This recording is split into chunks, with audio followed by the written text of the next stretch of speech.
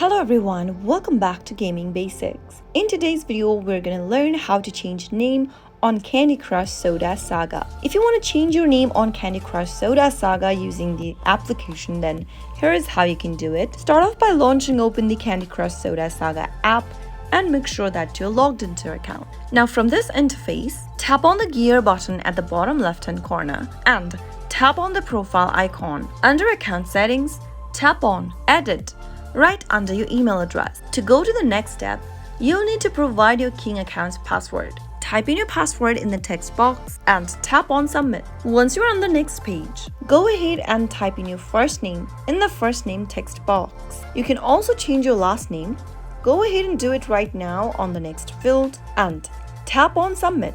Soon after you do that, you'll be able to change your name on Candy Crush Soda Saga. That is how it can be easily done. If you found the video to be helpful, go ahead and give us a thumbs up. Don't forget to subscribe to the channel by hitting the subscribe button.